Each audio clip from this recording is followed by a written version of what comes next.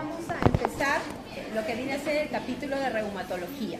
En realidad acá es muy importante reforzar todo lo que son los síndromes, porque en base a eso es que vamos a poder plantear nuestros posibles diagnósticos diferenciales y nuestro tratamiento, siempre basándonos en la historia clínica, el examen clínico y bueno, y luego adicionalmente datos de laboratorio. Como un preámbulo vamos a hablar algo sobre el sistema inmunológico, que es la base de casi todas las patologías reumatológicas. La siguiente, como un concepto, digamos, general. El sistema inmunológico, también llamado sistema inmune, es el sistema corporal cuya función primordial consiste en destruir los agentes patógenos que se encuentran en cualquier agente considerado extraño por un sistema inmunológico, se denomina antígeno, ¿no? El problema de las patologías reumatológicas es que muchas veces elementos propios de nuestro organismo van a ser categorizados como extraños, y es lo que van a hacer que se presente una gran variedad de síntomas y que van a hacer de que estas patologías sean en su mayoría sistémicas. La responsabilidad del sistema inmunológico es enorme y debe presentar una gran diversidad con objeto de reaccionar de formas adecuadas con los miles de antígenos patógenos potenciales diferentes que puedan invadir el cuerpo. Aún no se conocen en su totalidad los mecanismos fisiológicos complejos implicados en el sistema inmunológico, pero la investigación médica siempre está en avance, ¿no? En el caso de las patologías reumatológicas van a cumplir un rol muy importante este sistema inmunológico, porque actualmente estamos trabajando mucho con las llamadas terapias biológicas, que son las que van a actuar en estos niveles para poder controlar todo este proceso que vamos a ver en las diferentes patologías del capítulo de reumatología. La siguiente.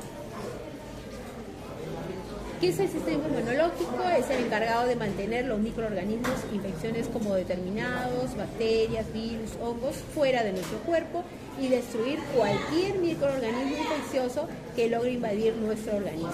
Este sistema está formado por una red compleja y vital de células y órganos que protegen el cuerpo de esas infecciones. La siguiente. Órganos que forman parte de este sistema inmunológico, tenemos las que se llaman los órganos linfoides, los cuales afectan el crecimiento, el desarrollo y la liberación de linfocitos, un tipo de glóbulos blancos. Los vasos sanguíneos y los vasos linfáticos son partes importantes de los órganos linfoides debido a que son los encargados de transportar los linfocitos hacia diferentes áreas del cuerpo. Cada órgano linfoide desempeña un papel en la producción y activación de los linfocitos. La siguiente. Los órganos linfoides incluyen las adenoides, los vasos sanguíneos, la médula ósea, los nódulos linfáticos, los vasos linfáticos, la placa de Peyer, el vaso, el timo y las amígdalas palatinas. La siguiente. ¿Qué son los linfocitos? Los linfocitos son un tipo de glóbulos blancos que combaten infecciones y que son vitales para el funcionamiento del sistema inmunológico eficaz. ¿Cómo están formados estos linfocitos? Los precursores de todas las células sanguíneas, incluso las células inmunológicas, como los linfocitos, se producen en la médula ósea. Algunas de esas células formarán parte del grupo de linfocitos, mientras que otras lo serán en otro tipo de células inmunológicas, conocidas como fagocitos. Algunos linfocitos, tras su proceso de formación, continuarán un proceso de maduración en la médula ósea y se transformarán en las células B. Otros terminarán su proceso de maduración en el timo y se transformarán en células T. Las células B y T son los grupos principales de linfocitos que reconocen y atacan a los microorganismos infecciosos. Una vez que alcanzaran su madurez, algunos linfocitos habitarán en los órganos linfoides y otros viajarán continuamente por el cuerpo a través de los vasos linfáticos y en el torrente sanguíneo. La siguiente. A pesar que cada tipo de linfocito combate las infecciones de una forma diferente, el objetivo de estos es el mismo: proteger el cuerpo. Las células B van a producir los anticuerpos, algo muy importante, específicos contra microorganismos infecciosos, mientras que las células T van a destruir los microorganismos infecciosos por medio de la eliminación de las células del cuerpo que están afectadas. Además, las células T liberan químicos llamados citoquinas. Debe haber un balance entre lo que son las células B y las células T. En muchas de las patologías reumatológicas vamos a ver que va a haber un desbalance y más va a haber la citotoxicidad que a veces que la producción, de tal manera que van a dar una serie de patologías y síndromes en este grupo de patologías reumatológicas. Otros tipos de glóbulos blancos, como por ejemplo los fagocitos, que se tragan las células, y las células asesinas, por naturaleza células citotóxicas, en realidad destruyen a estos microorganismos. La siguiente. La respuesta inmunológica, la respuesta defensiva llevada a cabo por el sistema inmunológico o inmunitario frente a las sustancias extrañas recibe el nombre de respuesta inmunitaria. Las respuestas inmunitarias se clasifican en innatas, las que ocurren sin exposición previa a la sustancia ajena, y adquiridas o específicas, las que requieren exposición previa al material ajeno. Los linfocitos B y T son células especializadas que participan en la respuesta inmunitaria adquirida. Tanto los linfocitos T como los B tienen la capacidad de recordar, desde el punto de vista bioquímico, una exposición previa a un antígeno específico.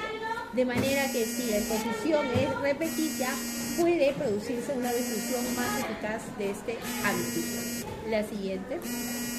Si el sistema inmunológico no está autorregulado de una manera adecuada, se pueden originar otras enfermedades de naturaleza inmunopatológica, ¿no? Que generalmente es lo que sucede en los pacientes que tienen lupus eritematoso sistémico, en vasculitis, etc.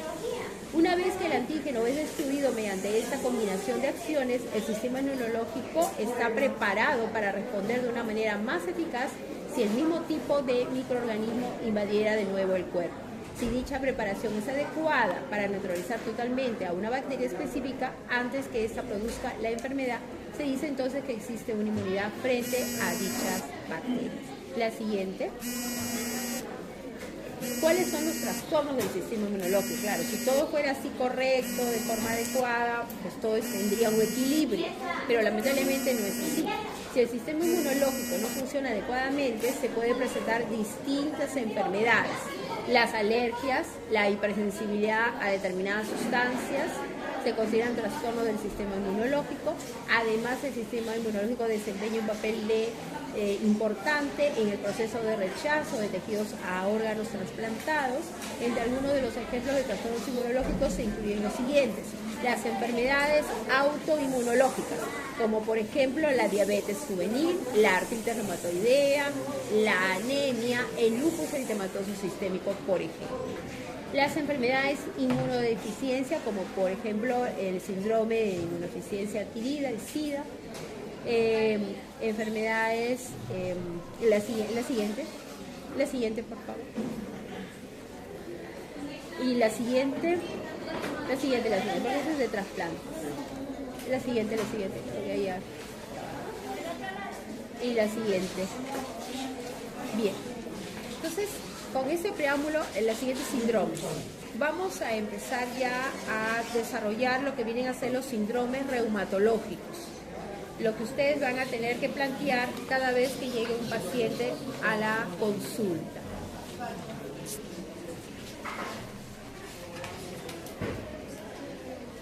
El síntoma principal por el cual el paciente acude a la consulta de reumatología es el dolor.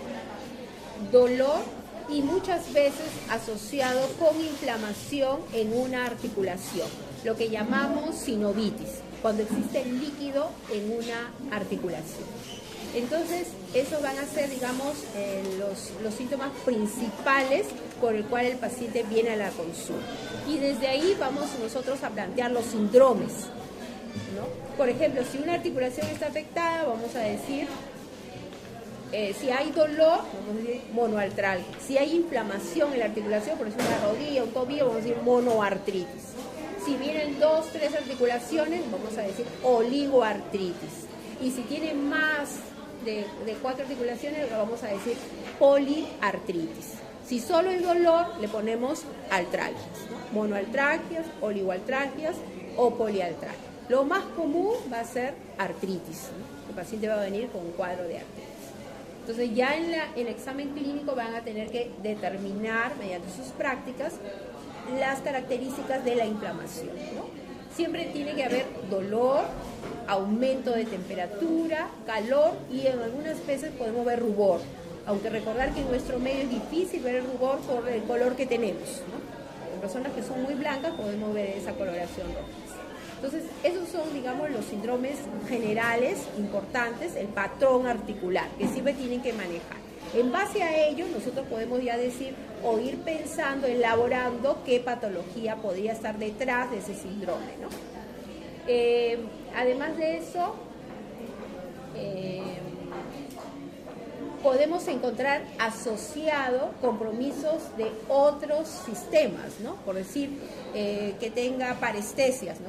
El paciente viene por artralgia o artritis, un componente articular, y aparte viene porque se adormecen las manos, entonces hay un compromiso neurológico.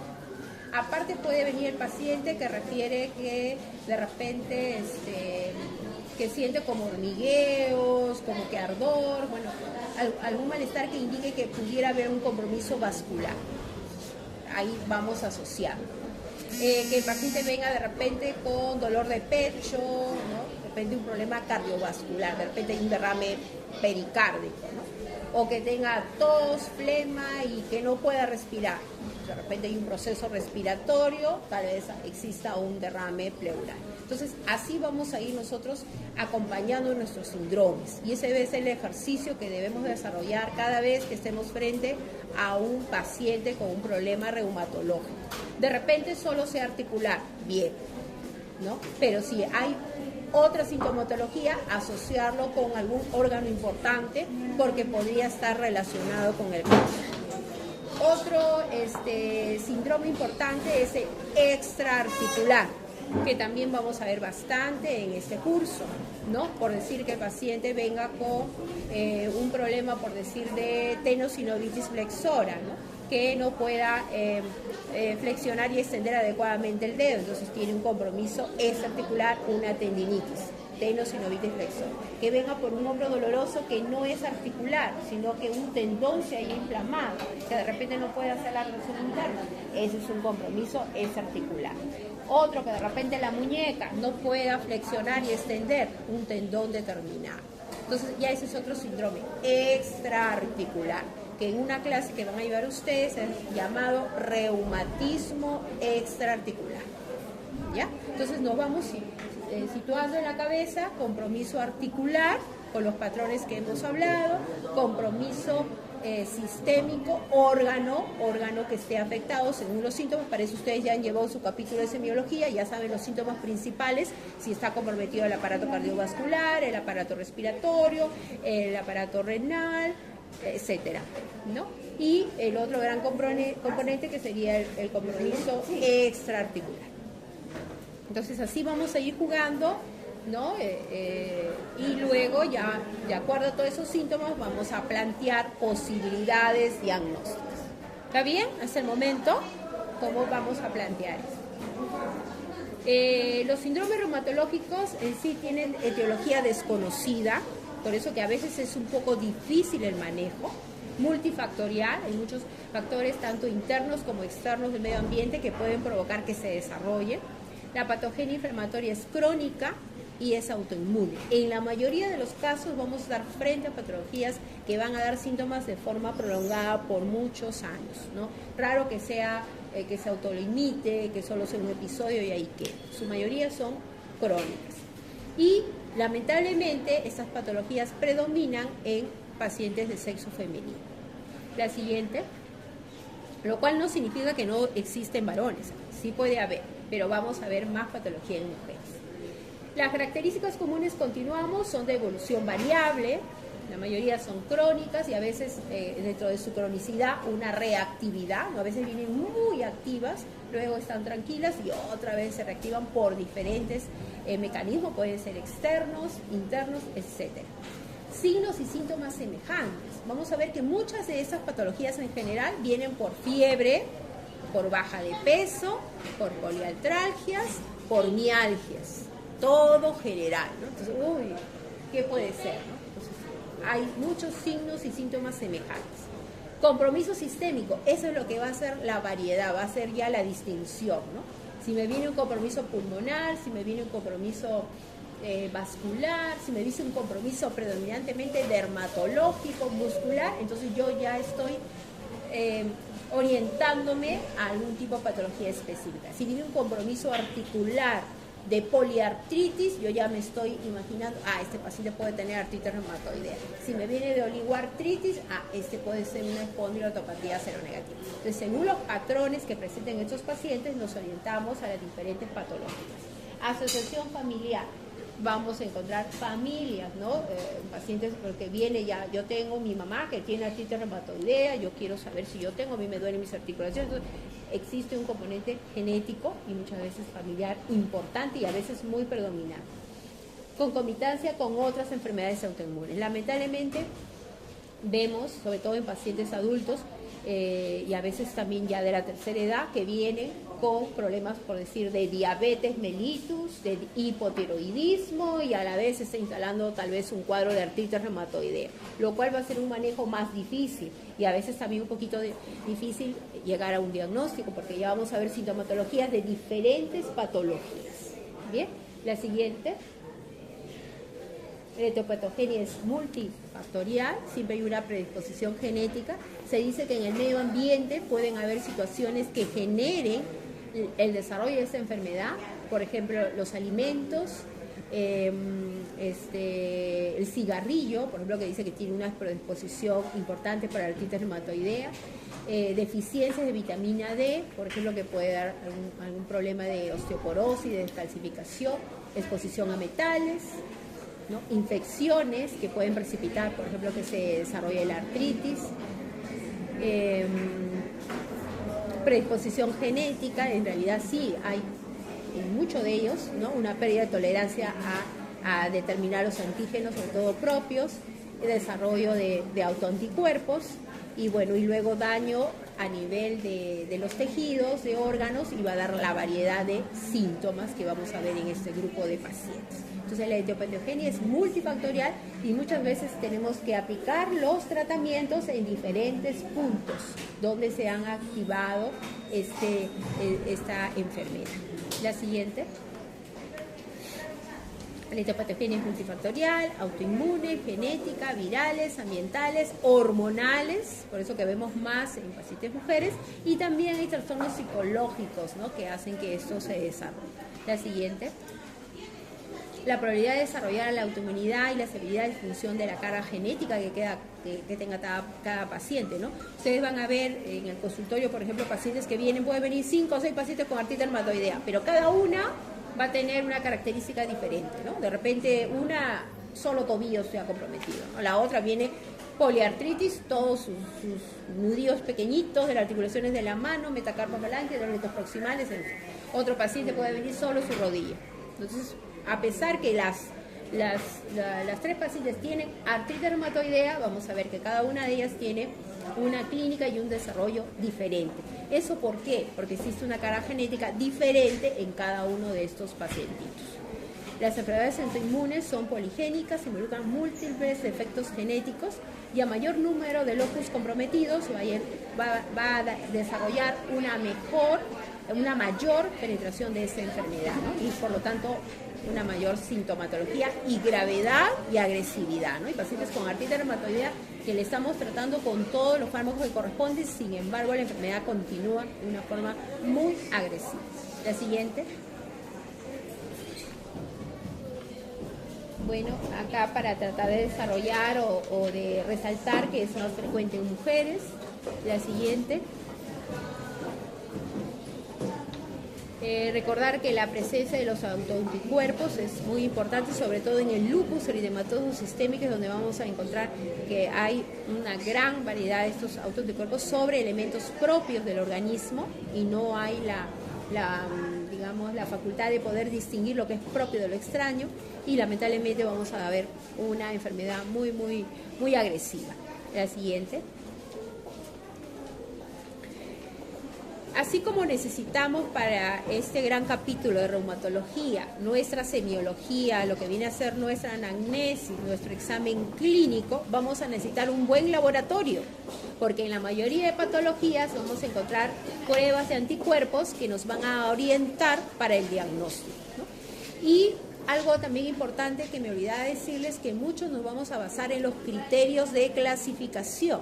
Los criterios de clasificación son los que nos ayudan, por criterios de frecuencia, a acercarnos más a un diagnóstico basado en el examen clínico, en la anamnesis y también en los datos de laboratorio. Entonces necesitamos un buen laboratorio que nos oriente para determinar, basados en nuestro examen clínico, en nuestra semiología, poder decir este paciente tiene una patología determinada.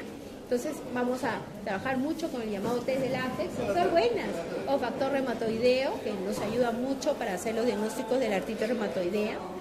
Tenemos los anticuerpos antinucleares, que son muy importantes para el lupus eritematoso sistémico, el anti-DNA nativo de doble cadena, que nos ayuda mucho tanto para el diagnóstico y también para ver actividad de la enfermedad por lupus eritematoso sistémico, los anticuerpos del núcleo extractable, del núcleo, donde está anti-RO, anti-LA, anti-RNP, anti-SMIT, y ahí también está dentro de ese grupo el anti-DNA nativo. El anticuerpo SCL70, anticentrómero, antisintetasas, que son anticuerpos específicos para diagnóstico de la esclerosis sistémica progresiva, C3, C4, CH50, que nos sirven para ver actividad de lupus, las crioglobulinas, los ANCA, que vienen a ser los anticuerpos para determinar vasculitis, y los anticuerpos anticardiolipinas y anticoagulante lúpico, que lo vemos asociado al síndrome antifosfolipídico, que puede ser primario o secundario al lupus eritematoso sistémico. No preocuparse, porque todo esto lo estamos viendo de forma general, ya les estoy asociando con las patologías, pero cuando desarrollemos cada una de las patologías, ahí vamos a hablar específicamente de cada uno de estos anticuerpos, ¿sí? Pero eso es lo que vamos a manejar. La siguiente. En nuestro medio, el mejor laboratorio inmunológico es el laboratorio ROE. Eso no significa que nuestro laboratorio no nos ayude, pero no tenemos todos los marcadores. Entonces, si algún momento a veces nos preguntan, ¿no? Bueno, quiero hacerme un látex, ¿dónde me recomiendas de forma particular hacerlo? El laboratorio ROE es el mejor en ese sentido.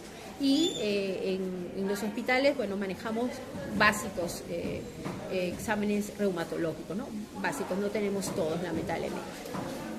Bueno, tenemos los anticuerpos, pueden ser nucleares, citoplasmáticos, de superficie celular o también proteínas célicas. La siguiente.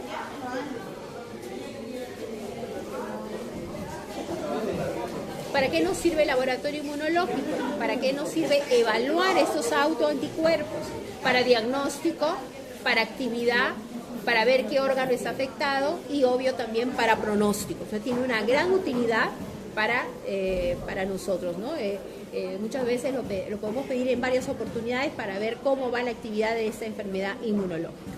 Recuerden que todos estos resultados de laboratorio van a tener un contexto muy importante siempre dentro del examen clínico, ¿ya? Porque puede ser que un paciente venga con un látex positivo, ¿no? Y de repente tiene 70 años y usted lo mira, lo examina, no me duele ninguna articulación, lo ven, no tiene artritis, no tiene nada. O sea, puede haber un látex positivo, pero no necesariamente indica enfermedad, porque a veces puede estar presente por la edad, ¿no? O a veces hay pacientes que tienen trastornos hepáticos y tienen un examen positivo, pero no denota ninguna enfermedad.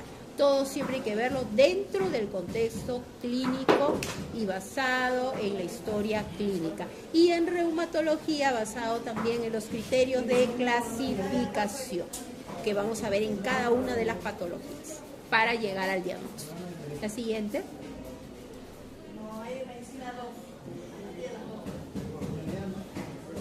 Esto es algo de lo que les mencionaba hace un momento, ¿no? Los anticuerpos antinucleares, por ejemplo, siempre deben venir el resultado, el título, ¿no? Porque a veces nos ponen ANA positivo, punto. No, ¿qué título tiene? Si tiene, por decir, 1/100, es un título muy bajito. Tiene una connotación cuando es más de 100. 1/200, generalmente los pacientes con patologías definidas van a tener más de 300, valores bien altos, ¿no? Y también nos deben decir qué patrón tiene, ¿no? Si son nucleares, hay patrón nucleolar, hay patrón citoplasmático en sí. Entonces siempre deben determinarlos. Si son títulos muy bajos, por decir 1/100, pueden estar en pacientes sanos, lo que mencionaba hace un momento, mayores de 60 años. Puede estar presente en presencia de infecciones. A veces el paciente tiene una tuberculosis y comienza a dar falsos positivos. En neoplasias, en uso de drogas, ¿no? Por ejemplo, los pacientes que utilizan depericilamina, isoniazida, pueden tener un ANA positivo y no tienen lupus. Entonces, tener cuidado en eso. Es importante en la clínica. Y bueno, a veces familiares de primer grado puede haber, pero a títulos bajos, 1/100, por ejemplo. Títulos altos, 1/320, 1/500, 1/600. Definitivamente yo tengo que sospechar, ahí debe haber una enfermedad de tejido conectivo, porque los títulos altos ya marcan una enfermedad más definida y de hecho que debe tener síntomas. La siguiente.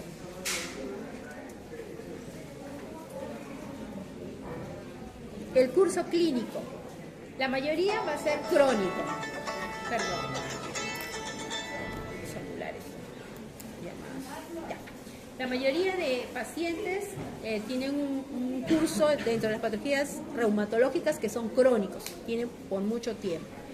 Tienen también exacerbaciones, como que se activa dentro de lo que está estable, y en algunos casos puede haber remisiones espontáneas. Por ejemplo, en los pacientes niños que tienen artritis reumatoidea juvenil, muchos de ellos tienen un cuadro muy aparatoso de mucho dolor e inflamación y luego como que remite. Y luego muchos años después podría ya presentarse como una artritis del adulto, ¿no? O sea, ahí puede haber unas remisiones espontáneas y a veces prolongadas. Subagudo, bueno, que va empezando poco a poco y luego se va incrementando de una forma más intensa la sintomatología. Signos y síntomas, muy importante, eso determinarlo, eso tienen que desarrollarlo bastante en la clínica. Y el compromiso sistémico, donde vamos a ir viendo compromisos de órganos importantes en muchas de estas patologías. La siguiente. Bien. ¿Alguna pregunta sobre los síndromes? Esta clase es muy importante porque en esto se va a basar luego para que ustedes puedan plantear sus diagnósticos. Está claro, porque cuando ustedes llevan el capítulo de semiología general, creo que no llevan semiología de reumatología, ¿no es cierto? No, llegan creo del aparato locomotor, pero rapidísimo, ¿no? Creo que pasa nomás, ¿no? Ya, preguntas, ¿está claro? Porque de ahora en adelante van a manejar y deberían hacerlo en sus prácticas ese ejercicio, ¿no? Pacientes, síntomas, signos, qué síndromes tiene, y en base a los síndromes voy planteando mis posibles diagnósticos. Ese debe ser el ejercicio de todas las prácticas que ustedes van a desarrollar, en realidad en todos los capítulos, ¿no? Pero en reumatología estamos reforzando eso bastante a partir de este ciclo que hemos empezado. Manejar mucho los síndromes, luego lo que ya viene a ser los posibles diagnósticos, y en base a ello el plan de trabajo y bueno, lo que es el tratamiento. ¿Preguntas? Normalmente, por ejemplo, en cada segmento se maneja ciertas respiratorias que son síndrome de condensación, ansiosa. En el caso de reumatología, ¿cuáles son los síndromes? ¿Cuál es la clasificación de síndromes que se aplica? O sea, el principal es el articular, del aparato locomotor. El que estoy hablando, que le decía el patrón, que sea monoartritis, oligoartritis o poliartritis. La mayoría va a venir con ese compromiso, ¿no? Si no encuentras inflamación en la articulación, entonces ya lo denominas solamente artralgias. Monoartralgias, oligoartralgias, pero es raro porque la mayoría va a tener un cuadro de inflamación en la articulación. A eso vas a buscar si hay una sintomatología extraarticular, si es el caso, ¿no? Le hablaba de tendones que puedan estar afectados. Eso sí ya lo tienen que reforzar el examen clínico para determinar si es artritis o es tendón inflamado, ¿no? Extraarticular, que puede ser tendón, puede ser bursa, una bursa inflamada, puede ser un ganglión, hay tumores que están alrededor de las estructuras. Entonces, todo eso tienen que ir reforzando en la práctica clínica. en su práctica. Y a eso le vas a tener que asociar si es que hay un órgano importante comprometido. Entonces ahí sí aplican su semiología: aparato respiratorio, pulmonar, cardiovascular, renal, ¿no? Por ejemplo, renal, síndrome nefrótico, síndrome nefrítico, ya ustedes saben eso, aplican, ¿no? Por ejemplo, paciente mujer de 20 años que viene con rash malar, caída de cabello, alopecia, artritis, interplanetas proximales, edema de miembros inferiores, edema palpebral, de repente vienen anasarca, entonces ya ahí ya estás aplicando síndrome articular, poliartritis, articulaciones pequeñas. ¿Qué otro síndrome?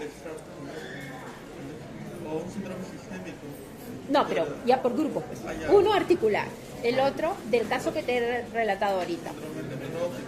Síndrome probablemente nefrótico, está viniendo prácticamente en anasarca, ¿no? Edema palpebral, edema de miembros inferior, anasarca. Probablemente un síndrome nefrótico, ¿no?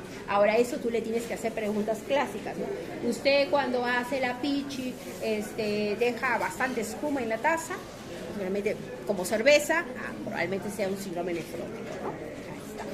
Ahí está. ¿Qué más mencioné? Renal, articular, pulmonar, que ya creo que tenía problemas para respirar, ¿no? Entonces, un síndrome de repente pleural, no más respiratorio. Entonces, vas planteando. Entonces, ahí ya. Y de repente la paciente te refiere y ha estado con fiebre, hace 20 días fiebre. Síndrome febril, de repente viene adelgazada, está edematizada, pero se le ve adelgazada.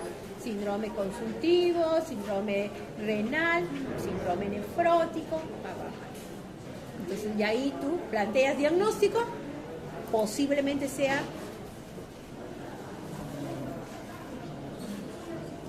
¿qué enfermedad podría ser? Lupus eritematoso sistémico, ¿no? Porque les hablaba de rash malar, caída de cabello, entonces ya más, descartar lupus, 20 años, mujer joven, descartar lupus eritematoso sistémico. Entonces, basado en eso, yo ya digo, ya. Entonces, cada hora comienzo a pedir yo mis exámenes, ¿no? Del aparato respiratorio, del aparato renal, comienzo a pedir todo para corroborar todo lo que yo estoy sospechando.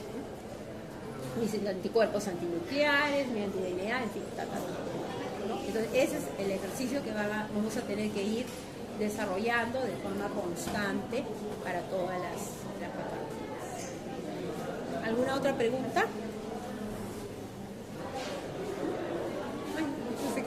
¿Alguna otra pregunta? Entonces ahora vamos a desarrollar artritis reumatoidea juvenil, perdón, artritis reumatoidea. ¿Falta? Perdón, seguimos. Yo pensé que había acabado. Otras manifestaciones generales y que son muy común, astenia, ¿no? A veces hay cansados, ¿no? No quieren hacer nada, le falta fuerza, quieren dormir, en fin. Adenomegalia, esplenomegalia, y muchas veces hay que hacer el diagnóstico diferencial también con cuadros infecciosos, ¿no? Y en nuestro medio muchas veces la tuberculosis cursa con esa sintomatología, inclusive con derrame pleural, derrame pericárdico. Entonces hemos tenido casos de pacientes que han sido diagnosticados con BK negativo como tuberculosis, con un tratamiento, le dicen, de prueba terapéutica. Le dan el tratamiento para TB y no responde. Entonces, en realidad, ¿qué cosa era? Un paciente con lupus eritematoso sistémico, ¿no? O una enfermedad reumatológica. Entonces, tener cuidado en ello. Y segundo, a veces hay pacientes que debutan con una enfermedad reumatológica y a la vez también con un cuadro infeccioso, porque las enfermedades infecciosas activan las enfermedades del tejido conectivo, ¿no?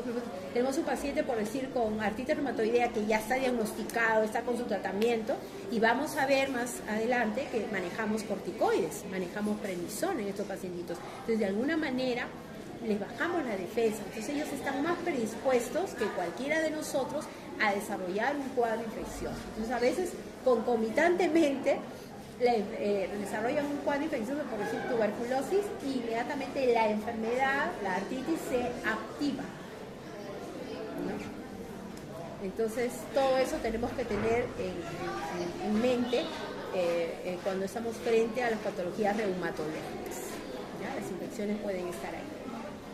La siguiente.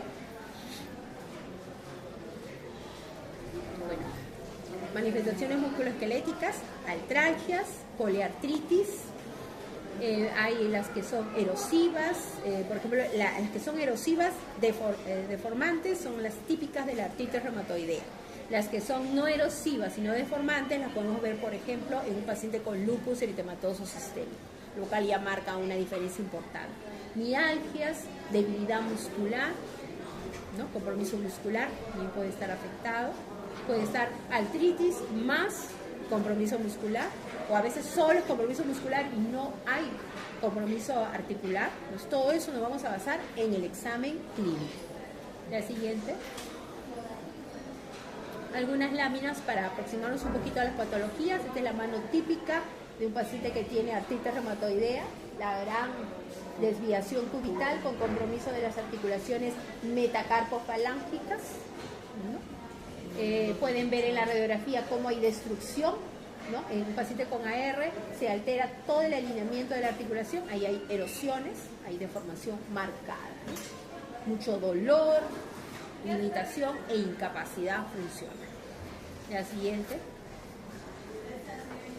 Manifestaciones respiratorias, el otro grupo que hablábamos, ¿no? Disnea, tos seca, irritativa, infecciones respiratorias recurrentes, etcétera. La siguiente. Manifestaciones digestivas, acidez, reflujo, cambios de ritmo evacuatorio, ¿no? Pueden tener diarreas, pueden tener estreñimiento, ascitis, una gastritis atrófica, a veces también desarrollado por los fármacos que utilizamos, ¿no? Van a ver en los pacientes usamos una gran carga de medicamentos, ¿no? Antiinflamatorios, corticoides, fármacos antirreumáticos de acción lenta, inclusive los fármacos ahora que se utilizan que son las llamadas terapias biológicas. Entonces todo eso va a dar una serie también de reacciones adversas. Hepatomegalia, hepatitis crónica activa, cirrosis biliar primaria, hay fármacos que con los años que lo usamos comienzan a producir hepatitis, ¿no?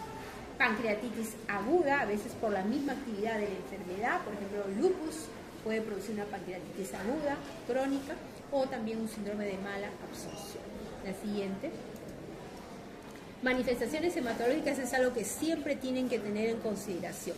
Todo paciente con patología reumatológica, no olvidar de pedir un hemograma. El hemograma nos va a ayudar muchísimo, ¿no? En la mayoría de los casos, por el trastorno inmunológico va a haber anemia. Generalmente normocítica, normocrónica, ¿no? Por ejemplo, en un paciente con artritis reumatoidea va a ser muy común que encontremos anemia. Y muchas veces en nuestro medio se agrega esa creencia de que tengo artritis, no debo comer carne, ¿no? Esa es una creencia. Solamente se le quita la carne en aquel paciente que tiene artritis por gota, ¿no? Que es una clase que también van a desarrollar. Entonces, aquel paciente que come alimentos ricos en ácido úrico y que tiene la predisposición genética puede desarrollar artritis por gota. Entonces, solo en ese caso es en el cual le decimos no va a comer carnes rojas. Pero el paciente que tiene artritis reumatoidea, al contrario, tiene que comer carne porque necesita tener una buena defensa, porque los fármacos que recibe le bajan mucho la inmunidad, ¿no? Corticoides y los fármacos antirreumáticos de acción lenta. Leucopenia. Vamos a ver patologías que producen disminución de los elementos del hemograma, ¿no? Leucopenia, linfopenia, trombocitopenia. Típico en un paciente con lupus eritematoso sistémico.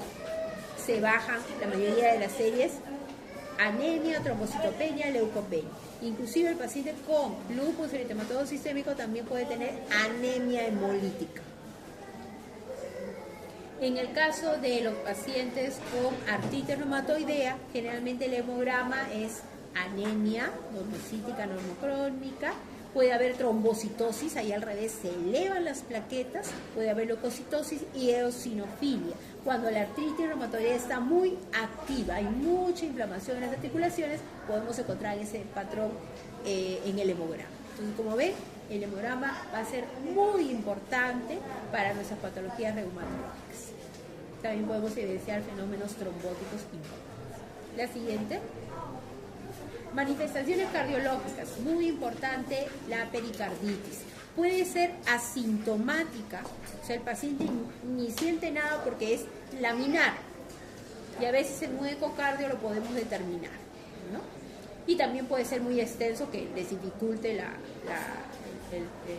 función, ¿no?, cardíaca. Entonces, puede ser de diferentes formas. Por ejemplo, en lupus es muy frecuente el derrame pericárdico y a veces es muy extenso. En el caso de los pacientes con artritis reumatoidea puede haber un derrame pericárdico, pero es laminar, mínimo, y a veces es asintomático, es un hallazgo. Miocarditis, arritmia, endocarditis, de Lehmann-Sachs y bueno, hipertensión arterial que también puede haber. La siguiente. Manifestaciones neurológicas, también bastante frecuente, ¿eh? O sea, el paciente viene, se adormece mi mano, siento hormigueo, siento que pasa electricidad, es también un síntoma muy frecuente dentro del consultorio de reumatología. ¿Qué traduce? Puede haber una neuropatía periférica, sensitiva motor, neuropatías craneal, neuritis óptica, convulsiones, ya es otra manifestación, el paciente refiere a tengo convulsiones, ¿no? Y bueno, aparentemente sin etiología, ¿no?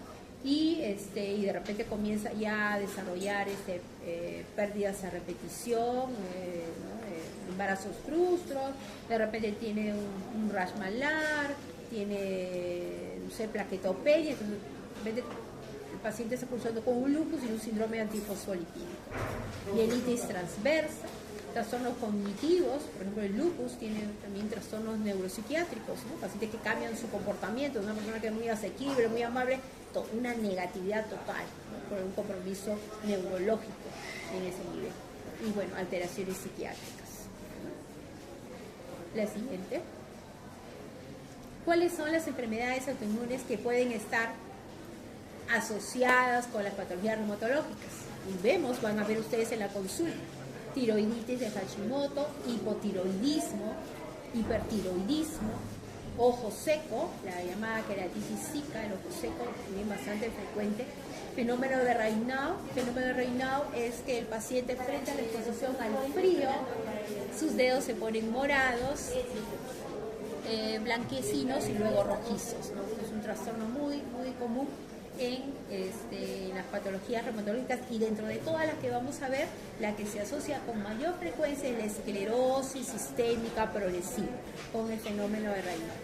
Vitíligo asociado con AR, con artritis reumatoidea, celiaquía, bueno, y diabetes. La diabetes es, muchos pacientes con diabetes mellitus vienen al consultorio, muchísimos. ¿Qué patologías vemos?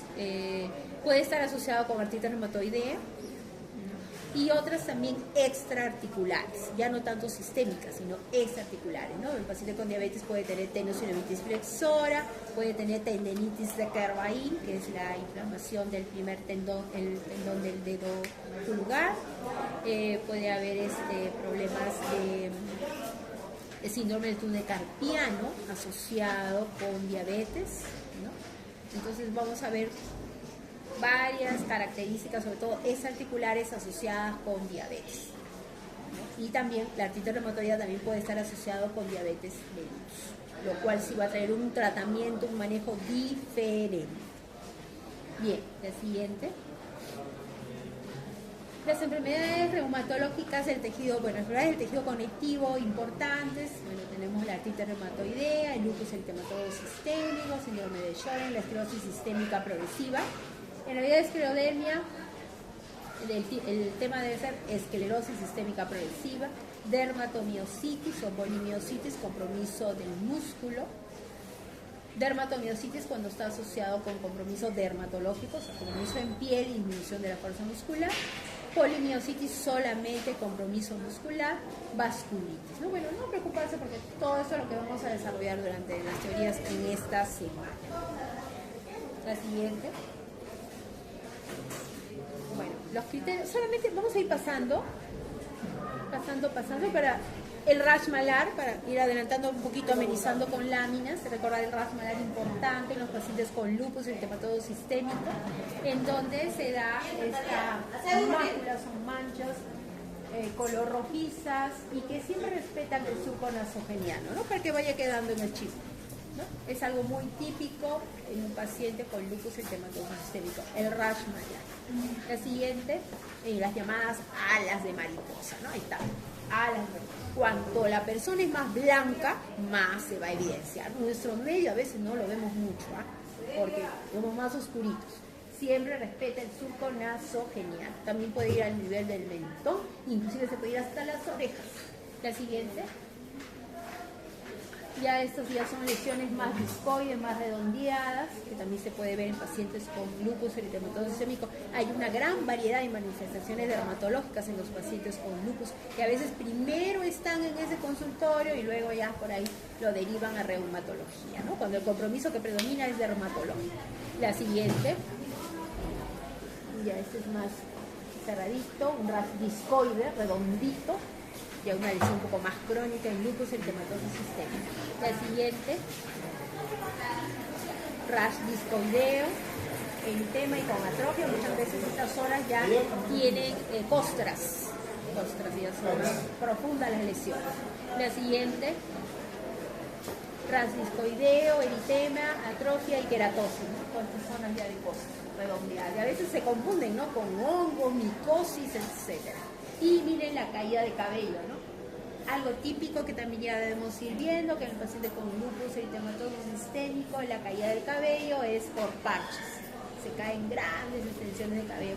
Y al final la cabecita se ve como una mesa de ajedrez. Zonas blancas, oscuritas, blancas, oscuritas. La siguiente. Y pueden quedarse totalmente calvitos, pero les vuelve a crecer el cabello cuando les damos tratamiento. Las úlceras hay que buscarlas, ¿no? Hay muchos pacientitos con lupus que tienen úlceras y a veces ni se dan cuenta o creen que es una afta, ¿no? Algo simple, un escarbuto, yo tengo escarbuto. Hay que buscar las úlceras, que nos ayudan mucho también para criterios para los pacientes con lupus eritematoso sistémico. La linternita y a buscar. La siguiente, compromiso dermatológico más extenso, ¿no? Una de las patologías que vamos a ver que también tiene un gran compromiso en la piel es la esclerosis sistémica, así como el lupus, pero las lesiones son diferentes y muy significativas es en la esclerosis sistémica progresiva, donde vamos a ver que la piel se va poniendo como un cartón, ¿no? O sea, ojalá que cada grupo tenga la oportunidad de ver una esclerosis sistémica progresiva porque el compromiso es bien llamativo, tiene bastante semiología. Siguiente. Es de lupus cutáneo subarachnoide. Bueno, avanzando, estos son los videos. Hoy vamos a ver la siguiente clase, la siguiente.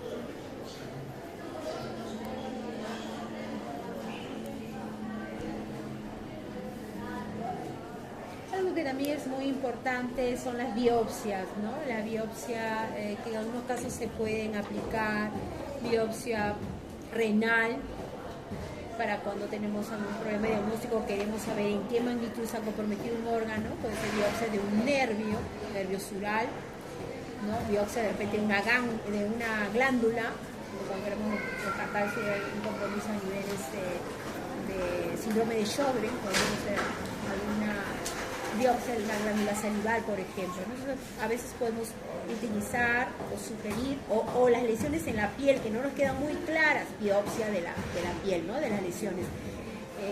Biopsia del músculo también podemos utilizar, ¿no? De acuerdo a los síntomas que tengan estos pacientitos, podemos tener estas pruebas de ayuda al diagnóstico. La siguiente.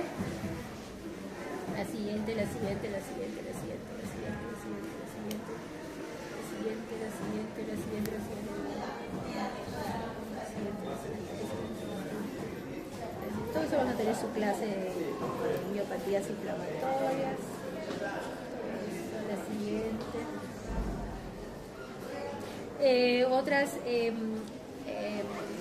digamos, elementos que también se tienen que estudiar porque forman parte del tejido conectivo son las uñas, ¿no?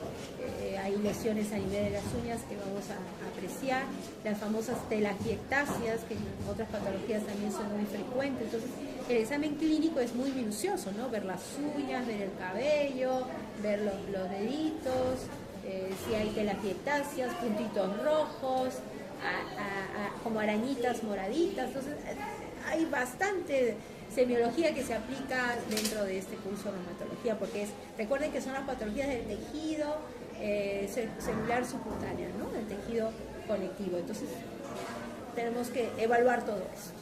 La siguiente.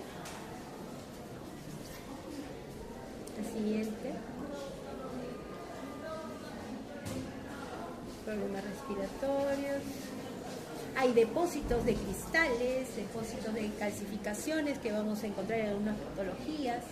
Por ejemplo, es calcinosis que se encuentra en pacientes con esclerosis sistémica progresiva. Podemos encontrar los de pacientes con miopatías. Artritis por cristales que van a ver de monourato en pacientes con gota. Artritis, las llamadas pseudogotas que vemos en pacientes con la tercera edad. Entonces también hay presencia de calcificaciones que podemos evidenciarlas en algún grupo de patologías reumatológicas. La siguiente, la esclerosis sistémica progresiva, y tenemos una clase importante. La siguiente, vamos avanzando. La cara típica de la esclerosis sistémica progresiva, en la cual se va perdiendo todas las arruguitas de la frente, de la cara, todo, pero se pierde el grosor del labio y alrededor se forman un montón de arruguitas alrededor de la boquita, ¿no? Y la piel, ustedes la tocan, es como un cartón,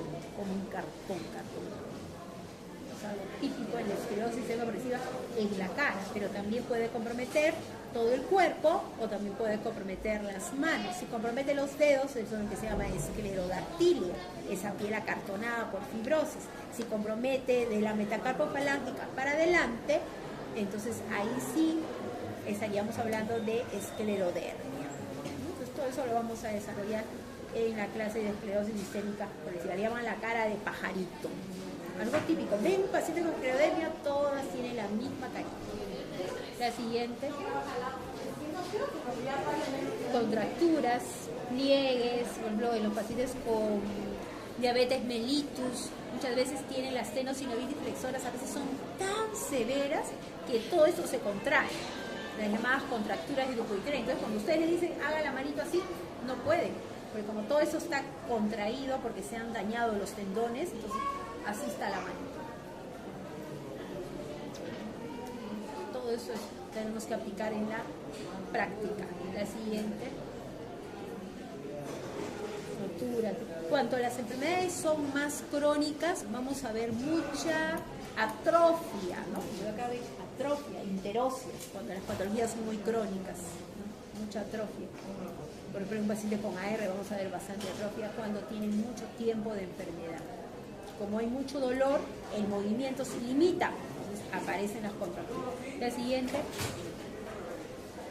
Este vendría a ser el fenómeno de Raynaud. Los dedos blancos, rojizos y violáceos frente a la exposición al frío. Ese fenómeno lo vemos bastante, ¿eh? Asociado como primera patología la esclerosis sistémica progresiva. Como segunda patología también podemos verlo en artritis reumatoidea, en lupus eritematoso sistémico, pero la primera asociación es esclerosis sistémica progresiva. La siguiente, úlceras. Cuando este fenómeno no es muy severo, acá se forman unas úlceras y pueden perder los pulpejos de los dedos. Eso es típico en la esclerosis sistémica progresiva. La siguiente, la vasculitis es una gran clase, donde ustedes van a ver todos los tipos que existen en patologías según el vaso que se comprometa. Vaso grande, vaso mediano, vaso pequeño. También tiene una gran variedad de síntomas. La siguiente.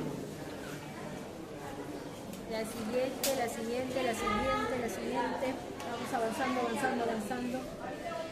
Lesiones típicas de vasculitis.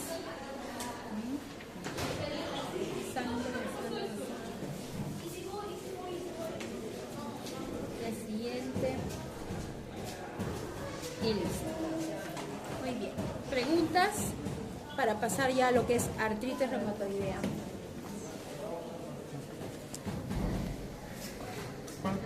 Artritis reumatoidea.